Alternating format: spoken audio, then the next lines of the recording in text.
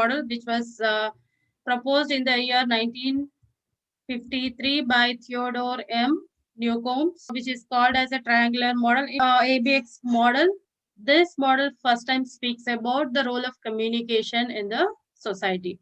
Role of communication in maintaining equilibrium or balance in the society or in a social relationship. If you see this A and B, A is a message sender, B is a message receiver. A can be a source of the communication, B can be a receiver, or B can be a source of communication and A can be a receiver. X can be a topic of any topic or any information, or X can be a part of your social system. And A, B, and X is called as a ABX system, or it can be a system. So here A is the sender, B can be a receiver, X can be a matter of concern or anything.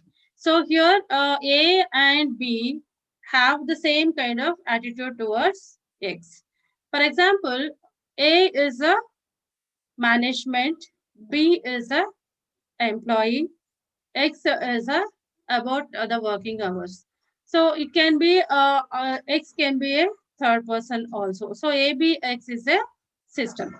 A can be a government, B can be a common public, X may be any matter of concern which may affect the public life. So here X is something a issue which may affect the A or the B.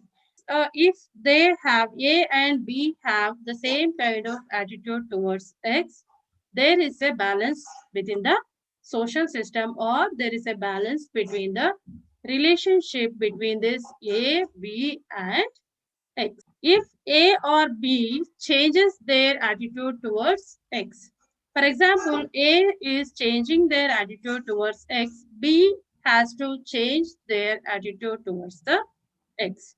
Otherwise, there is a disturbance within the social relationship. Or X is something an issue.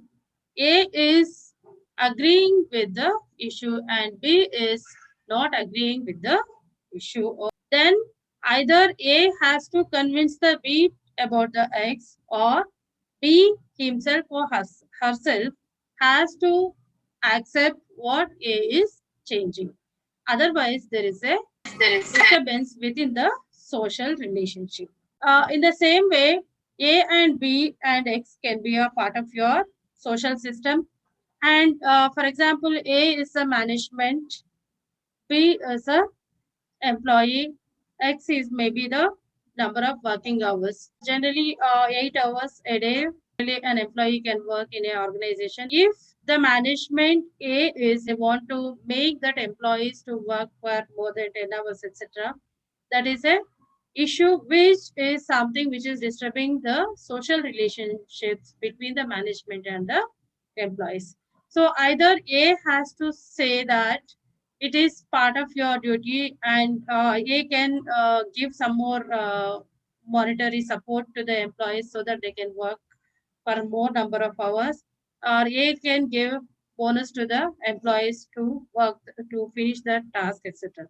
Otherwise, there is a disturbance in the relationship between the A and B. B will not be able to understand, or B will not agree with the management if there is any kind of support which they are not providing, but they are increasing the number of hours. So either A has to withdraw the decision, or B has to agree with the decision, or otherwise there is a disturbance in their social relationship. So in that way, communication here, the arrows are showing that there is a communication which is taking place within this social system. The arrows are something which is indicating that there is a messages which are passed from A to B, B to A, and A to X, B to X. So here what is happening, there is a communication. If there is no communication, then the disturbance will remain the same and the problem will not be solved. So here A has to communicate in a way which may make the employees accept the decision of the management. Otherwise, there is a disturbance within the social system. So here there is an important role which is played by the communication, communicating or changing the perceptions of this employees towards the management about the increase in the working hours of the employees. In the same way, for example, if it is a communication gap between the students and the teachers, suppose if we are asking you to come at 9 and remain in the classrooms or maybe in virtual classrooms till 4 o'clock, etc., it will not be a good decision on part of the teachers of the university, or maybe there are different other problems you may face, like network issues, or maybe your own personal problems, or maybe family problems, etc. So because of that, you will not be able to accept the decision of the university uh, for the number of hours you are to be there in the classrooms. It can be a physical or virtual. So either the university has to give you a kind of schedule which is acceptable for both the teachers and also for the students. Otherwise, there is a disturbance within the social relationship between the teachers, the students, and also the about the number of hours you have to attend the classes, etc. There is a communication which is taking place between the teacher, students about the number of hours.